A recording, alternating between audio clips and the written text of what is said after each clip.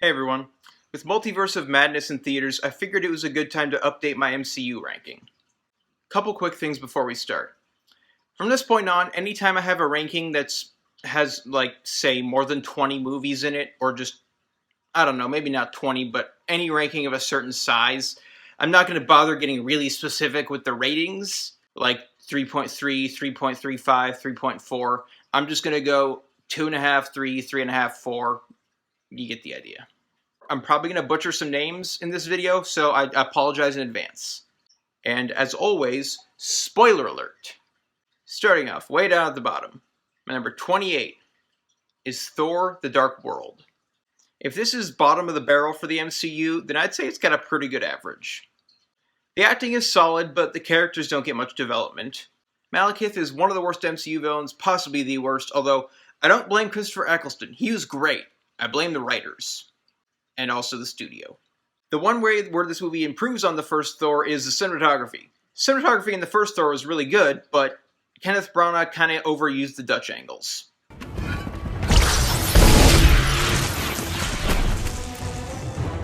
Come on, Darcy.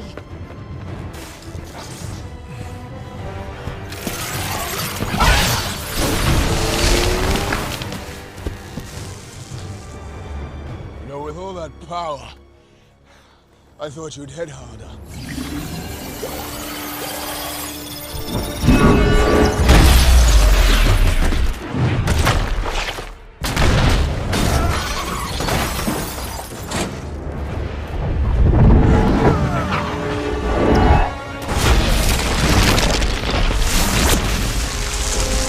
The plot is fine, the conflict works pretty well because the hero and villain's goals are in direct conflict with each other. Now granted, it's never made clear exactly what Malekith's motivations are, but, you know, it's something, I guess. I mean, we kind of get an idea of what they are, but they're never fully fleshed out. The writing isn't the best, but there are plenty of funny jokes and memorable moments, like Thor riding the tube, and Thor whacking Malekith with the hammer as they're tumbling through the air. My score is 3 out of 5. Number 27 is Iron Man 2. In hindsight, having this movie live up to the first Iron Man would have been nearly impossible. I think Jon Favreau knew that, so instead of trying to one-up himself, he just decided to do something different. And in that regard, at least, he succeeded. Instead of a fairly action-packed origin story, we get a character study that happens to have 2 big action set pieces and a couple smaller fights thrown in. And it works pretty well. Tony Stark gets just as much character development here as he did in the first Iron Man. Black Widow is introduced in the most badass way possible, and even Happy gets a moment to shine.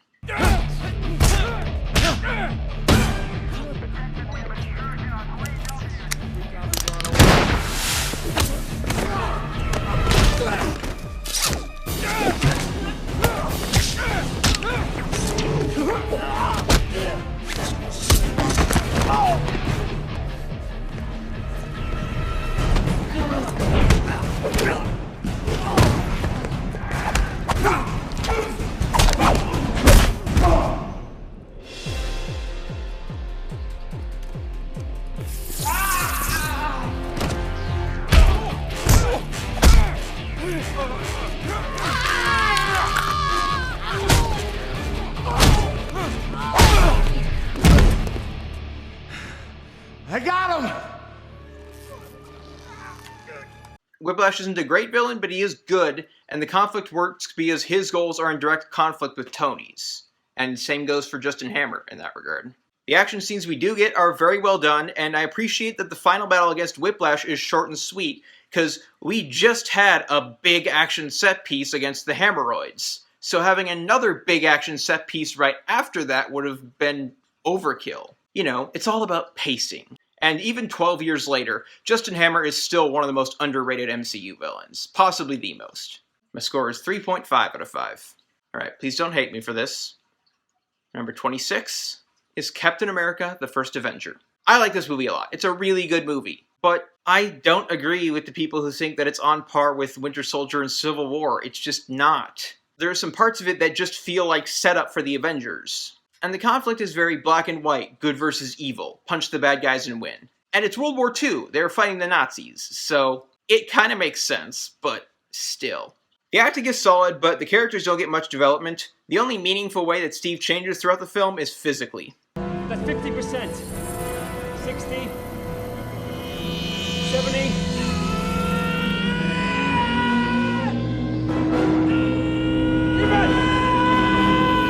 Shut it down! Shut it down! Kill the reactor, Mr. Stark! Turn it off! Kill it! Kill the reactor! No! Don't! I can do this!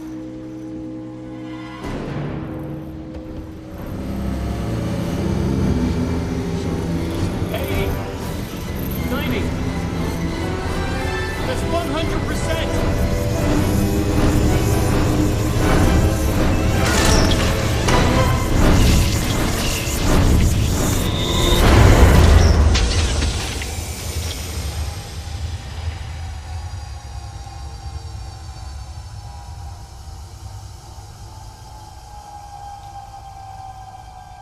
Mr. Stark?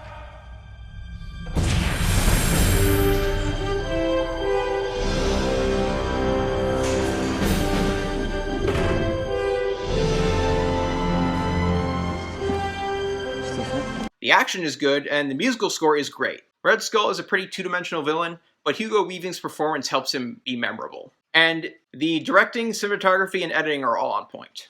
The score is 3.5 out of 5. Number 25 is Thor. This is a pretty solid origin story in spite of Kenneth Branagh's aforementioned overuse of Dutch angles. Chris Hemsworth and Tom Hiddleston are both great, and Natalie Portman and Anthony Hopkins are both good.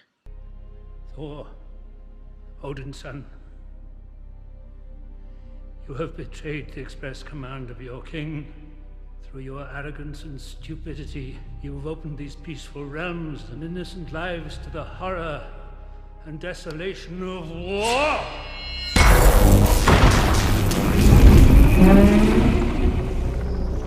You are unworthy of these realms. You're unworthy of your title. You're unworthy of the loved ones you have betrayed.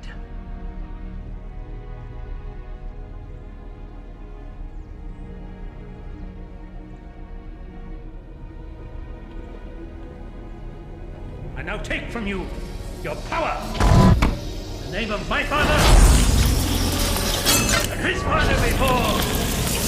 I own it all, father! Cast you out!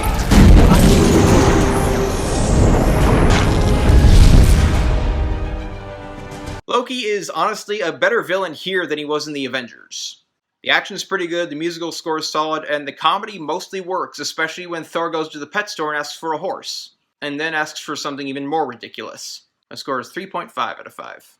Number 24 is Eternals. This is an ambitious and surprisingly character-driven superhero flick, but it also kind of just fell short of the mark. You have 10 new characters to introduce, and they all get at least a little fleshed out, some more than others. None of them felt completely flat, but also none of them felt fully fleshed out.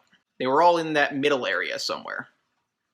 Barry Keoghan, Lauren Ridloff, Kumail Nanjiani, Angelina Jolie, and Gemma Chan stand out from the rest of the Eternals, but they're all good, if not great.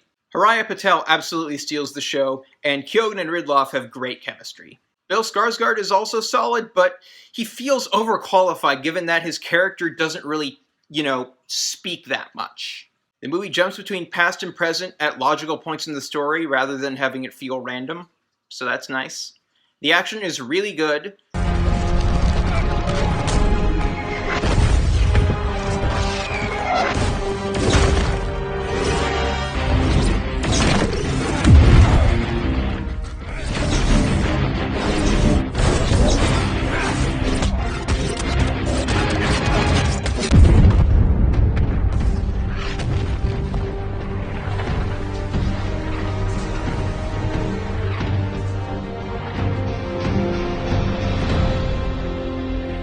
Fastos!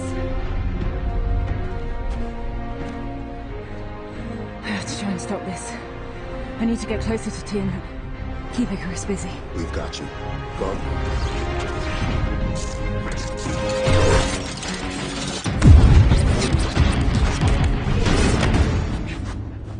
Enough. The music is solid, and the cinematography and editing are on point.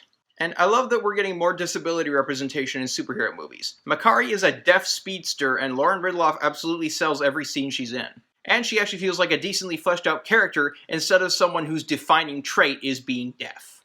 Look, for all this movie's problems, I do love that they express the gray area of morality. Kingo's reason for sitting the finale out is something that a lot of movies don't explore very often. Like seriously, the man says, "I still have faith in Erisham, but I refuse to hurt any of you for my beliefs." There are so many religious people in this world who could learn a thing or two from him. My score is 3.5 out of 5. Number 23 is The Incredible Hulk. This is definitely an underrated one. I like that it's not an origin story, and instead it just establishes that something resembling the plot of the 2003 Hulk movie has happened at some point in the past. This movie gives us one of the best on-screen portrayals of Hulk, specifically going into how scary he can be. Because when you look at pretty much any superhero from the perspective of the low-level goons they fight, they're like a horror movie villain. See also Batman. But yeah, the only other MCU movie that comes close to this scary of a portrayal is Age of Ultron, but we'll get to that later. Edward Norton is great, and Tim Roth is much better than he gets credit for. Abomination isn't a great villain, and the CGI used to bring him and Hulk to life isn't the best, but he works because he was established as a character before he became a monster. Louis Leterrier's personal directing style really helps this movie stand out from the crowd, even if it's not the best.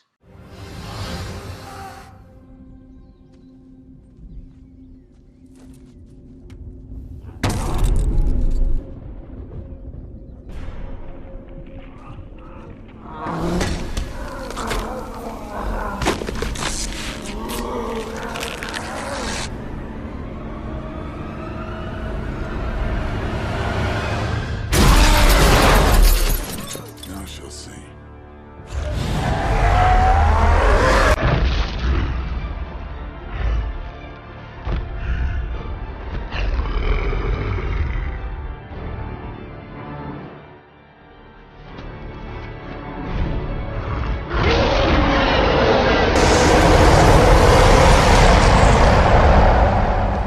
Alpha team, let him have all of it.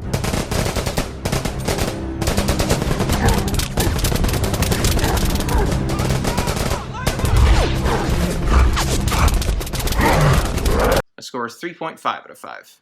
Number 22 is Black Widow. This isn't a top-tier MCU film, but it is a fun and emotionally charged superhero flick. And the opening credits sequence is very underrated.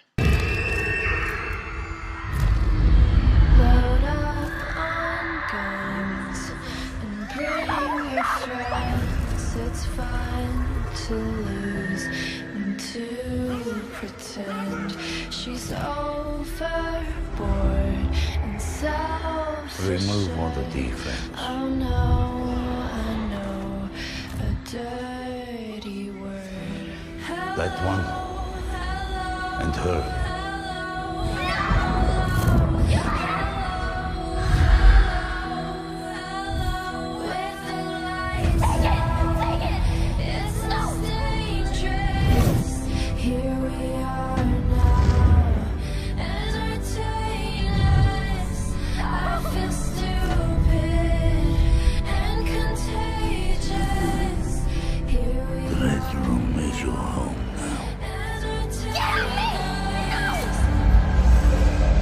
It's hard to have high stakes in a prequel because there are certain established characters that you know are going to survive no matter how many times their head gets slammed against the front porch. Sorry, wrong franchise.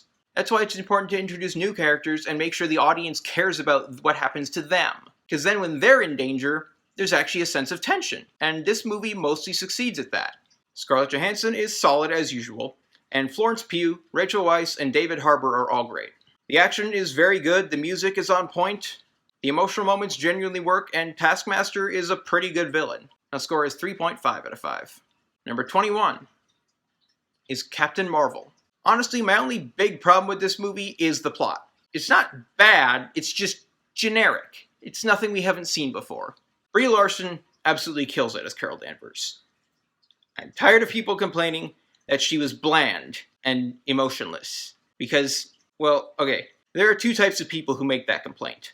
There are the people who complain that she was bland and emotionless for like a big chunk of the movie, and then there are people who complain that she was like that for the entire movie. Now, The second group of people is just wrong. The first group of people is right, but they're wrong about why they're right. Let me just explain it this way. Carol Danvers has been raised by the Kree, and they taught her that emotion is weakness and it must be suppressed.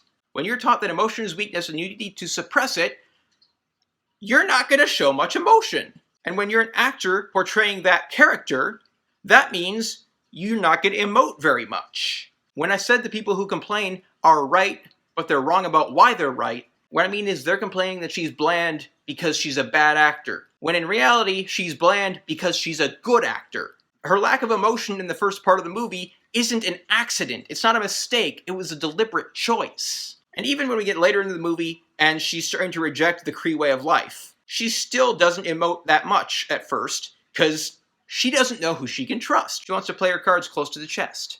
So yeah, the acting is solid across the board, but the biggest surprise came from Ben Mendelsohn, and here's why. Ben Mendelsohn has become kind of typecast as the sleazy bad guy.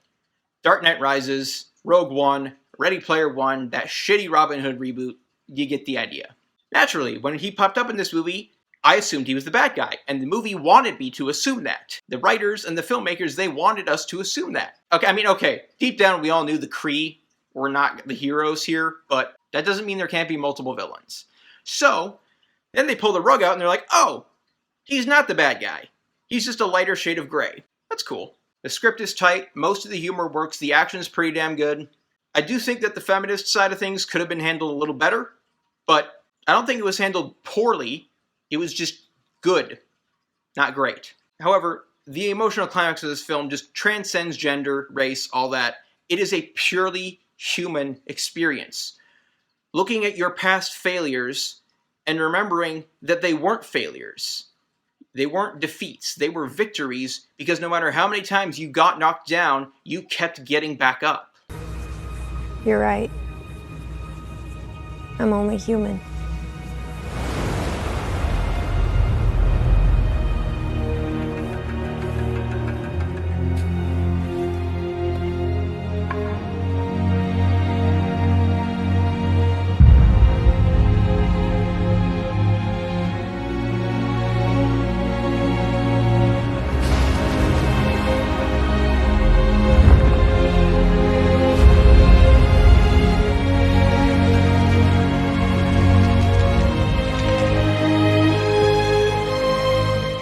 That's kind of beautiful. The score is 4 out of 5. Number 20 is Iron Man 3. I haven't read a lot of comics. At the time when this movie came out, holy shit, that was 9 years ago, I hadn't read any comics. So, I had no previous knowledge of comic book Mandarin, which is probably part of why I love the reveal so much. It also helps that Ben Kingsley is just fucking hilarious as Trevor Slattery. I also know some people who did know about comic Mandarin and they still love the twist because it's fucking hilarious. Here's the thing. Even now that I know about comic Mandarin and even now that we've gotten the real Mandarin in the MCU, I still think this movie made the right choice. Here's why.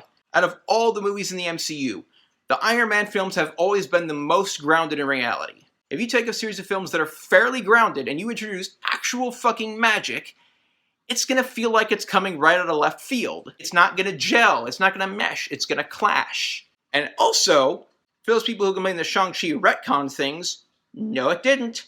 There's a Marvel one-shot that came out after this movie that showed exactly what Trevor was talking about in Shang-Chi. He's in prison, and the Mandarin's goons bust in and grab him. Anyway, sorry, I'm rambling. The acting is solid across the board. The portrayal of PTSD here is very, very good. Robert Downey Jr. is just awesome. Don Cheadle, Guy Pearce, Gwyneth Paltrow, Jon Favreau. Yeah, the cast is solid across the board. And the final battle is actually really good.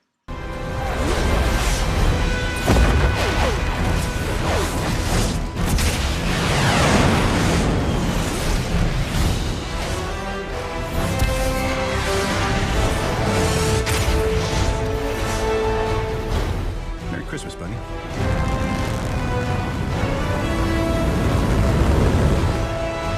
Jarvis, target extremis heat signatures disable with extreme prejudice. Yes. What are you waiting for? It's Christmas. Take him to church.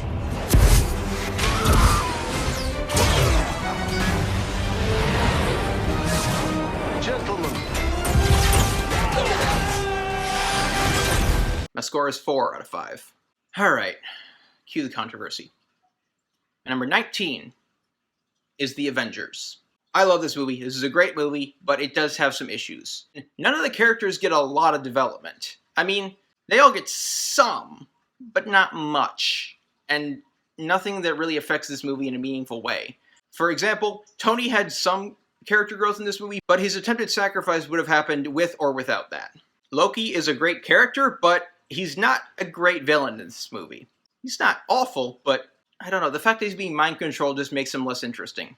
The color palette is kind of bland at times, and there's some subpar lighting that really doesn't help that. Despite that, this is still an awesome movie. The action is great, the cinematography and editing are on point, the music is excellent. You listen well, brother.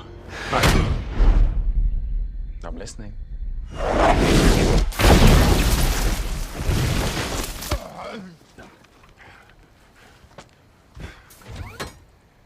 Do not touch me again. Then don't take my stuff. You have no idea what you're dealing with. Shakespeare in the Park? Doth mother know you weareth her drapes? This is beyond you, Metal Man. Loki will face Asgardian justice. He gives up the cube, he's all yours. Until then, stay out of the way.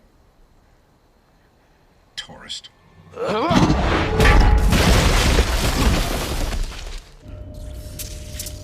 Okay.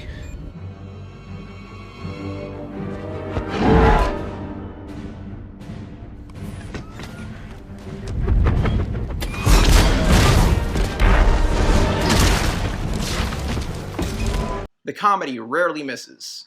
My score is 4 out of 5. Number 18 is Avengers: Age of Ultron. I've talked about why I prefer this movie over the Avengers in pretty much all of my MCU ranking videos, so I'll just give you the Cliff's Notes version. Better villain, better lighting, more character development.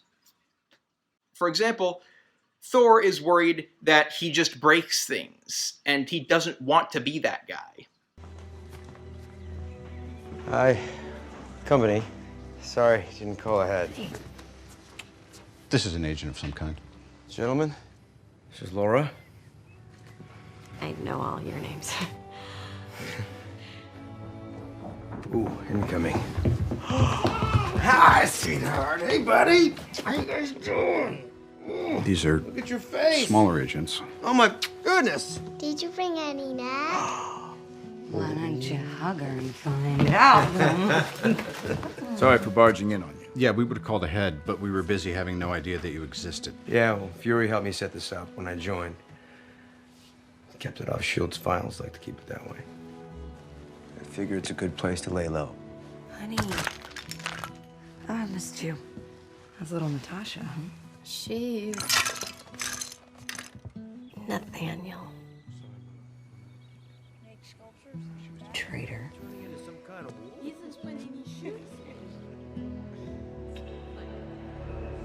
This is one of the most overtly comedic entries in the MCU, and there are a few jokes that just don't work. Fucking Joss Whedon. But for the most part, the comedy works. This movie does more to develop these characters. It continues their arcs down logical paths.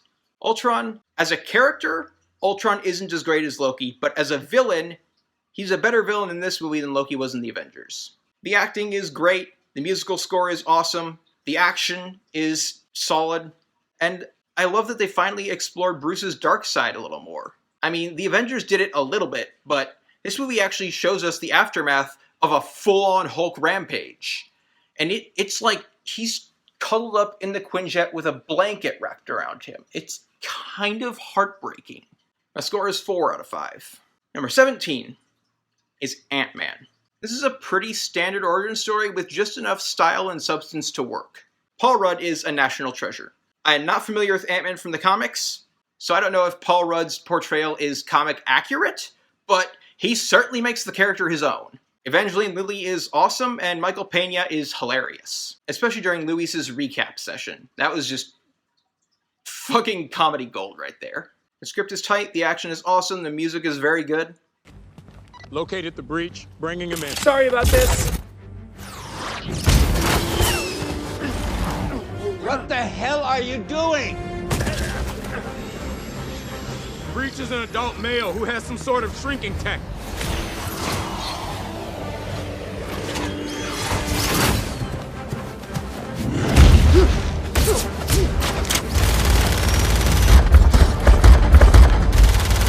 Sorry. Oh, look, I'm sorry about this. Sorry. That's enough!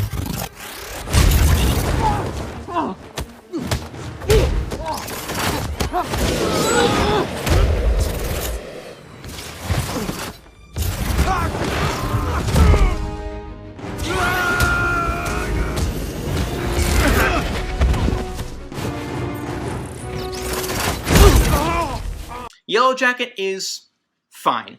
Not bad. Nothing special. Corey Stoll's performance helps him not suck. The score is 4 out of 5. Number 16 is Ant-Man and the Wasp.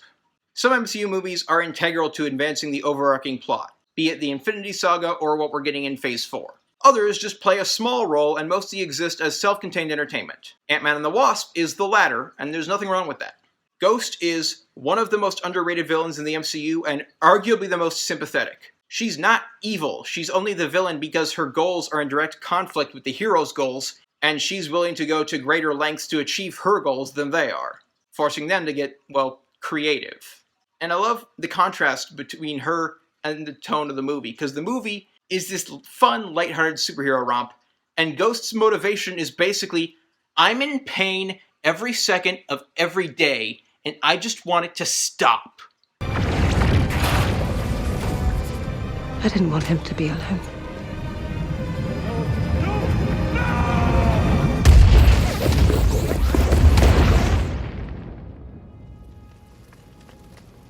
When I woke up, my parents were dead. I wasn't so lucky.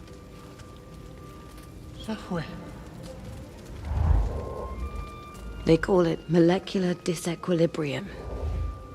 A rather dull name, I think. Doesn't quite do justice to what it means. Every cell in my body is torn apart and stitched back together.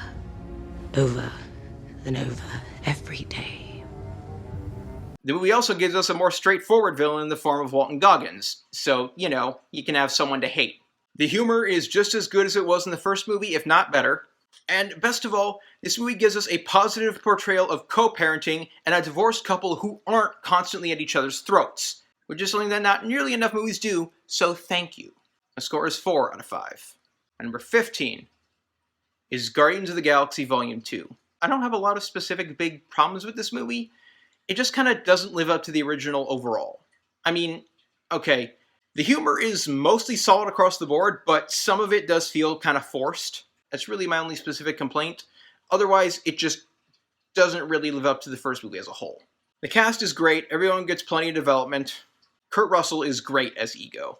Like I said, most of the humor works, and Drax gets some of the funniest moments this time around. And on the flip side of things, I love that this movie still takes itself seriously enough. Like, the scene where Nebula and Gamora find all the bodies is just straight up played for horror, and I love it. The pacing can be a little slow at times, but I didn't really mind that much, because, you know, character stuff.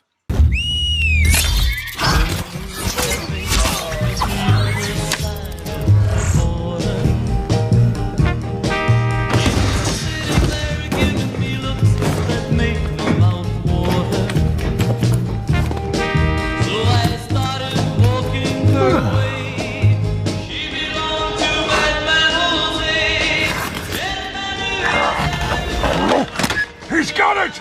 Yondu's got the fear! Go! Come a little bit closer, you're my kind of man. So big and so strong. Come a little bit closer. I'm all alone, and the night is so long. Why did you hold in my arms? So inviting. And I just couldn't resist the distance.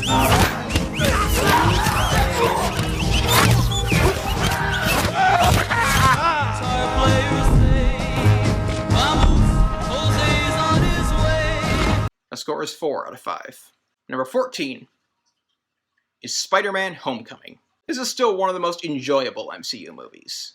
Tom Holland is equally great as Peter and Spider-Man. Michael Keaton makes for an awesome villain. Zendaya is very good, and Jacob Batalon is just fucking hilarious. The action is pretty great. The plot is mostly character-driven. The musical score is dope, and the humor is consistently funny. The final battle is fine, but I feel like the editing uses too many quick cuts. It's not awful, it's just something they could have improved on. And the scene in the car on the way to the homecoming dance is just cinema. I've seen you around, right? I mean, somewhere. Have we ever, because of even the voice? He does academic decathlon with me. And he's at my party. It was a great party. Really great, yeah. Beautiful house, a lot of windows. You were there for like 2 seconds. I was there longer than 2 seconds. You disappeared. No, I did not disappear. Yes, you did. You disappeared like you always do, like you did in DC too.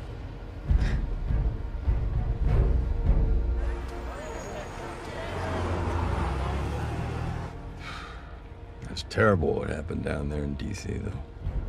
Were you scared? I bet you were glad when your old pal Spider-Man showed up in the elevator, though. Yeah, well, I actually didn't go up. I saw it off on the ground. Very lucky that he was there that day. Good old Spider-Man. Dad, light. The score is 4.5 out of 5. Number 13 is Black Panther. Look, full disclosure, this movie did not deserve a Best Picture nod. It deserved all the other nominations it got, but not Best Picture. It's great, but it's not that great. And don't even get me started on Green Book and Bohemian Rhapsody. Fuck that shit. Anyway, sorry, I'm getting off topic. R.I.P. Chadwick Boseman. He was just fantastic as Star-Lord, and I have no idea what they're going to do with Wakanda Forever, but that might just be because I'm not keeping up on the news, so I'll have to look into that. Sorry, getting sidetracked again. The MCU is really good at nailing casting. The record isn't perfect, but it's pretty great, and this movie really stands out in that regard. Killmonger. Oh boy, Michael B. Jordan is just phenomenal. And Shuri is just the fucking best.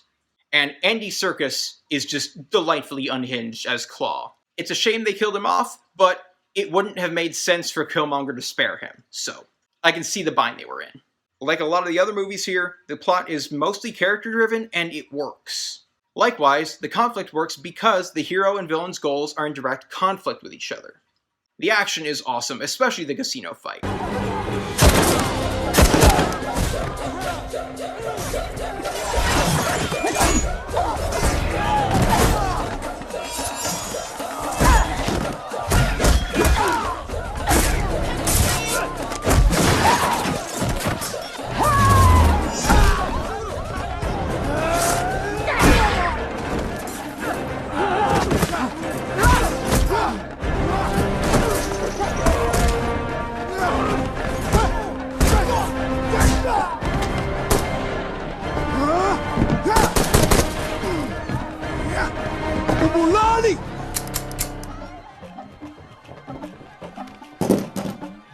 You know, you look just like your old man.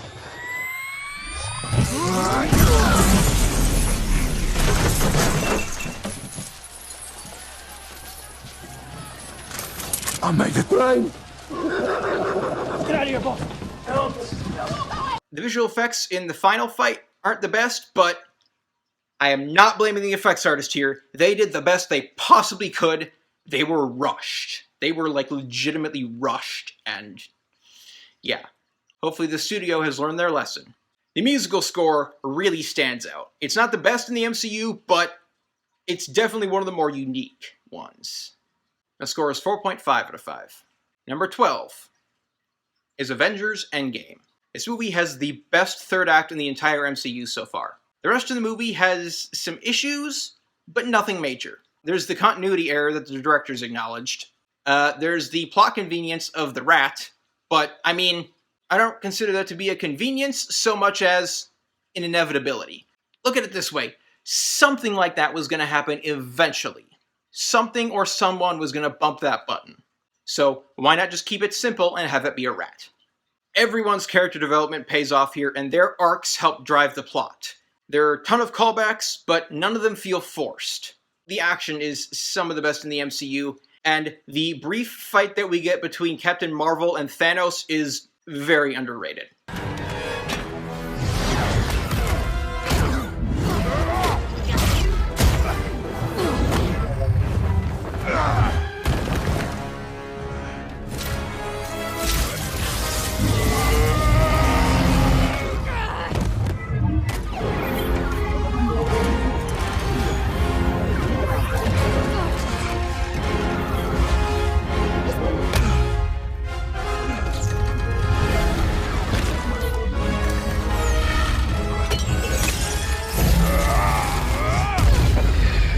It shows us that, yes, Captain Marvel deserves to play with the big boys without telling us. You know, show, don't tell. My score is 4.5 out of 5. My number 11 is Doctor Strange. This is one of the best superhero origin stories I've ever seen. The Asshole's redemption is one of my favorite types of character arcs, and this movie does it better than most. Benedict Cumberbatch is great, and Tilda Swinton is fantastic. Yeah, I know, she was very different from the comic Mandarin, but it's Tilda fucking Swinton. When you have a character who lives their life in that moral gray area, there are very few people who can pull that off better than her. The visuals are some of the best in the MCU, especially when the Ancient One slows time down as she's dying. You have to return to your body now. You don't have time. Time is relative. Your body hasn't even hit the floor yet. I've spent so many years peering through time, looking at this exact moment. But I can't see past it. I've prevented countless terrible futures. And after each one, there's always another. And they all lead here. But never further. You think this is where you die? You wonder what I see in your future? No. Yes? I never saw your future, only its possibilities. You have such a capacity for goodness. You always excelled, but not because you craved success, but because of your fear of failure. It's what made me a great doctor. It's precisely what kept you from greatness. Arrogance and fear still keep you from learning the simplest and most significant lesson of all. Which is? It's not about you. I mean, that slow motion lightning bolt is just... The showdown between Doctor Strange and Dormammu is awesome, because that's like the ultimate self-sacrifice. It's not just sacrificing your life. It's not just, oh, I'm going to die so that other people can live. Oh no! He's resigning himself to a fate worse than death. By which I mean dying over and over and over again on an endless loop. Because if nothing else, this movie teaches us the importance of saving your game before you fight the final boss. Caecilius isn't a great villain, but Mads Mikkelsen's performance helps him not suck. My score is 4.5 out of 5. Number 10.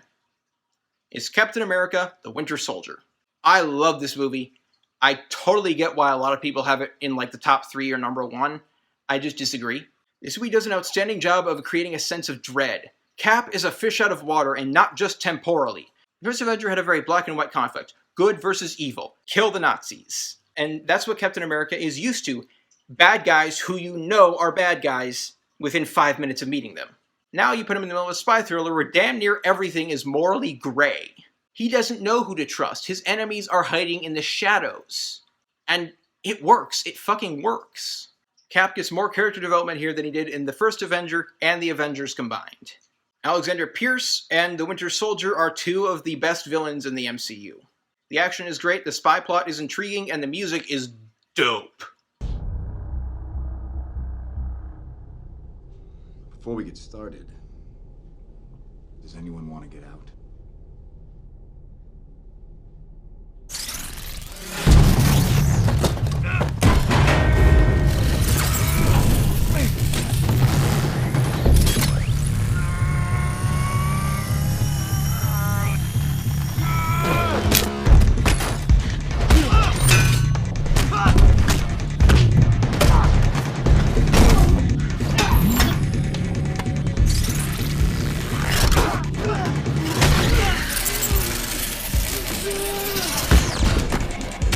Mobilize strike units 25th floor.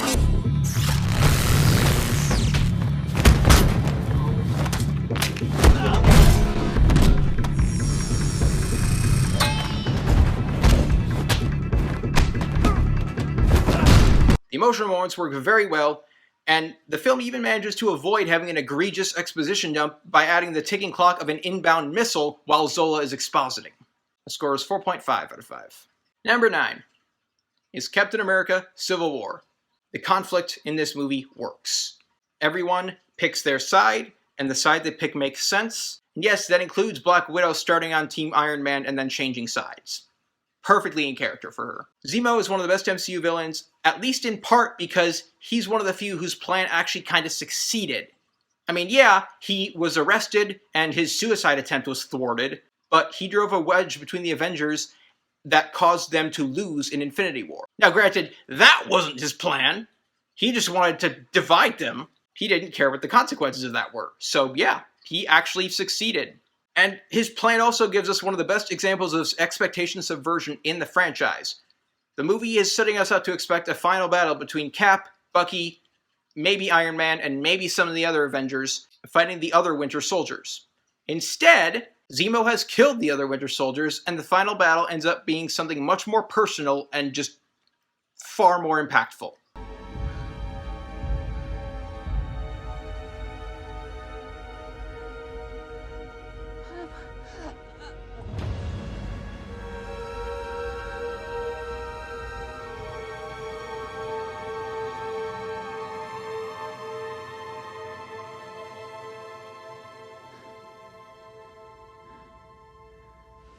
Oh, wait, Tony.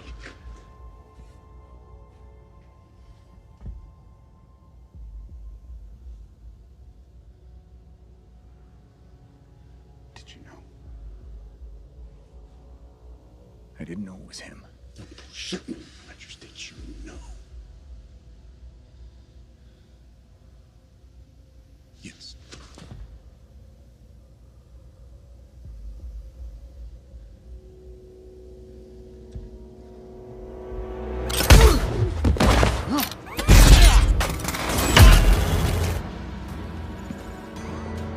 The score is 4.5 out of 5. Number 8 is Spider-Man: Far From Home.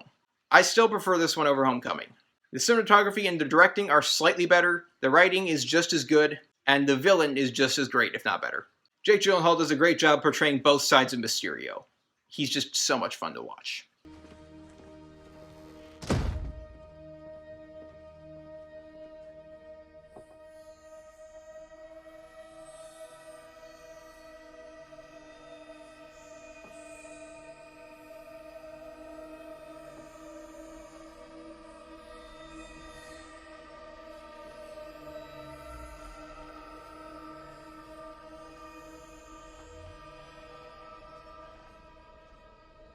See, that wasn't so hard. Somebody get this stupid costume off me! And the rest of the cast is solid, obviously. Tom Holland and Zendaya have just great chemistry, and their interactions are perfectly believably awkward. I'm glad we're doing this. Yeah, me too. To see the city a little bit.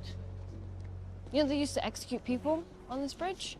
They would, like, put them in a basket and they would drown in the water. Sorry. It's okay.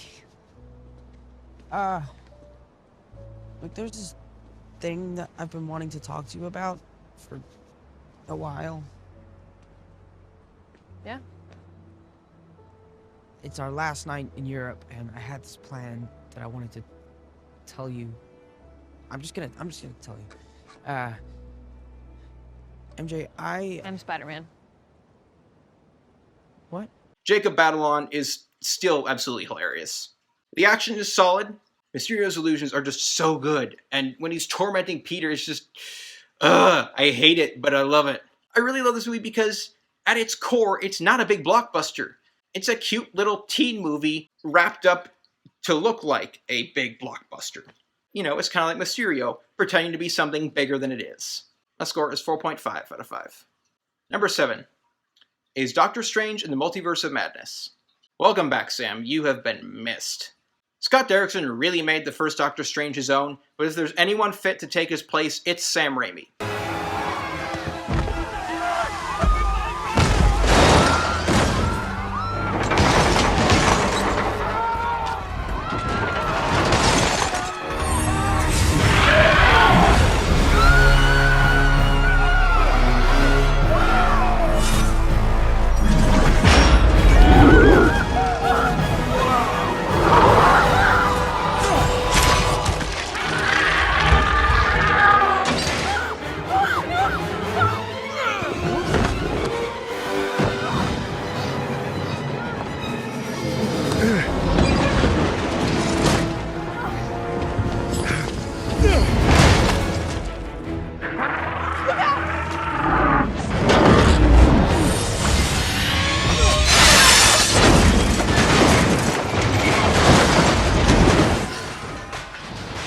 This isn't the best MCU movie, it's not Sam Raimi's best movie, but it's a welcome addition to both the franchise and his filmography.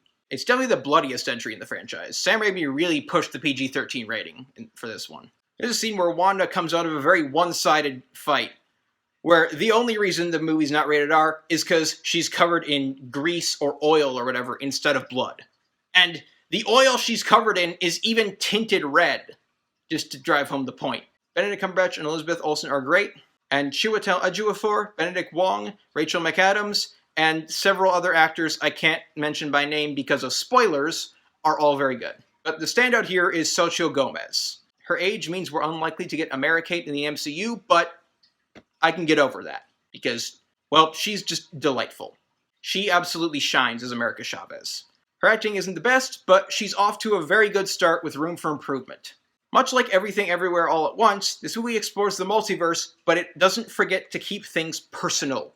Everything that happens in this movie, in some way, ties into the central conflict, rather than just feeling like it was added in for no reason. And that's why it works so well. My score is 4.5 out of 5. Number 6 is Thor Ragnarok. This movie is well written, visually stunning, and fucking hilarious. Chris Hemsworth, Tom Hiddleston, Tessa Thompson, Kate Blanchett, Mark Ruffalo, and Jeff Goldblum are all great. Doctor Strange's cameo is a highlight, and the 40 seconds or so that he and Loki are on screen together is worth the price of admission alone. And there are so many highlights. The reenactment of the tragedy of Loki with Luke Hemsworth and Sam Neill and Matt Damon is just so damn funny. He's a friend from work.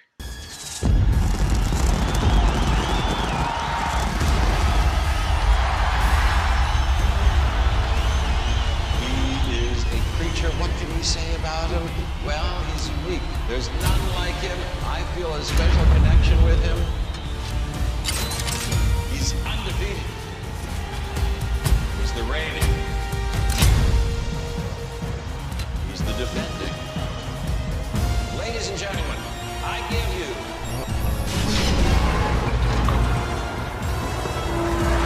your incredible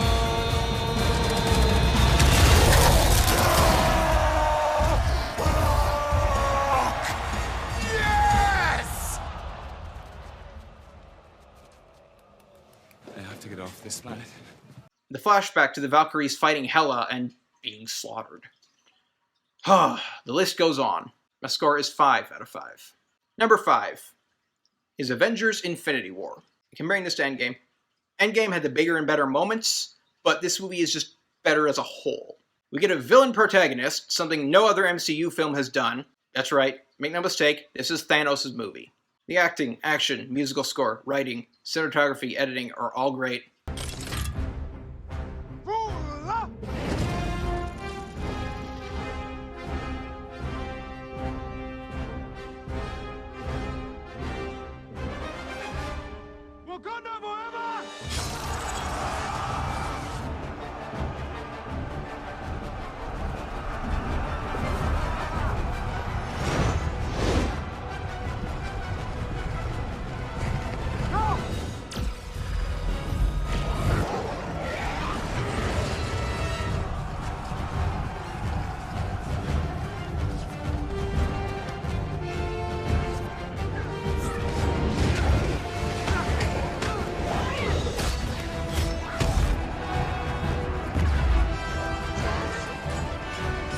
are some visual effects that are kind of wonky, but for the most part, the effects are on point.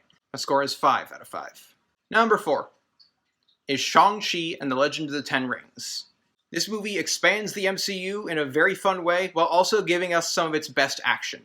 This movie is a must-see for everyone mature enough to not throw a fucking temper tantrum when they have to read subtitles. Simu Liu, Tony Leung, Meng'er Zhang, Fala Chen, and Awkwafina are all great, and Michelle Yeoh stands out from the supporting cast. And there are a few cameos in there that are also pretty fun. The script is tight.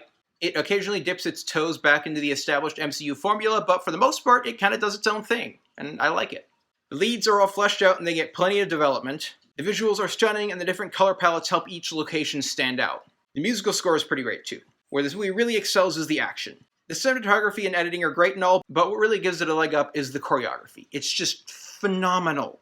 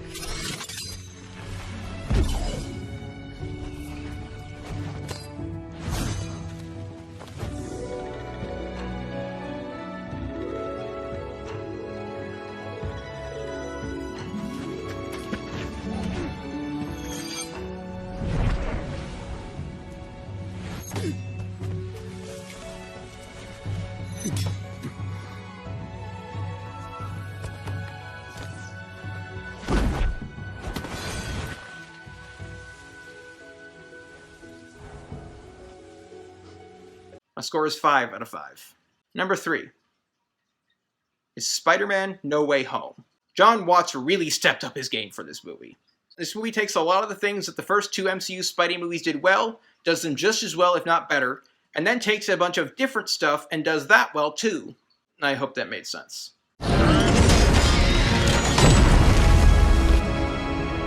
Hello, Peter. Hi? Do I know you? What have you done with my machine? Your machine. I don't know what you're talking about. I don't know. What machine? Do you want to play games? Catch!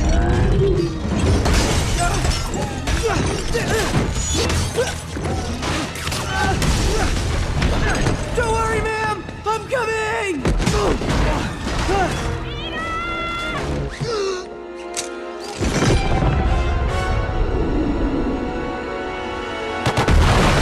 You don't have to have seen Sam Raimi's Spider-Man trilogy or the Amazing Spider-Man movies to enjoy this one, but you'll enjoy it more if you have. For all the things this movie succeeds at, the most important one is that it keeps things personal. Peter's actions and choices drive the plot. His internal conflict is directly connected to the external conflict. And there's fan service, obviously, but it doesn't feel egregious. It works. My score is 5 out of 5. Number 2 is Iron Man.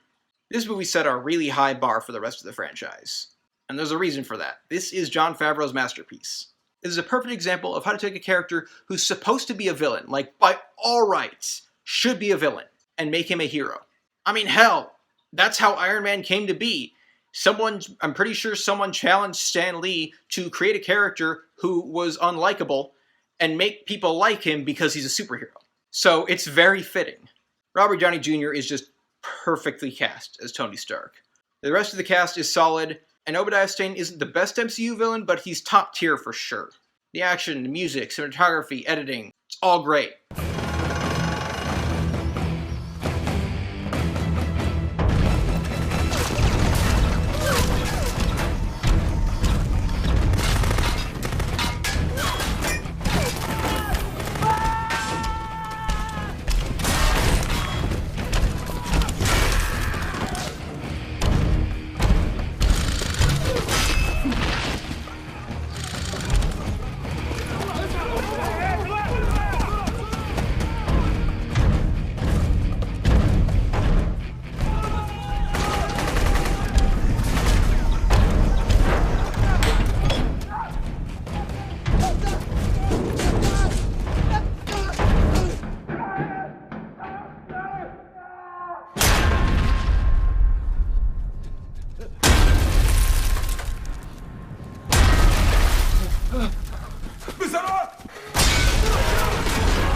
considering this movie came out in 2008, the visual effects hold up really fucking well. My score is 5 out of 5.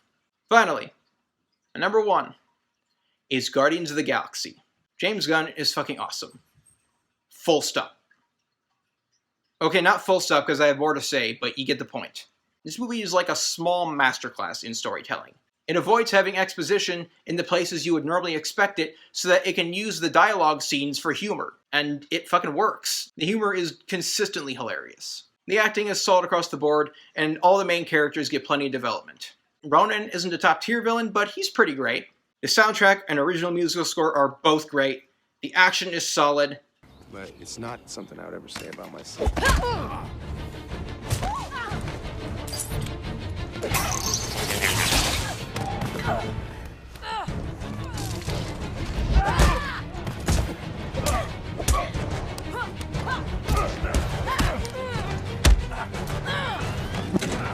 This wasn't the plan. Put him in the bag! Put him in the bag! No! Not her, him! Learn genders, man! You're out hiding! That's not fair! Take it easy!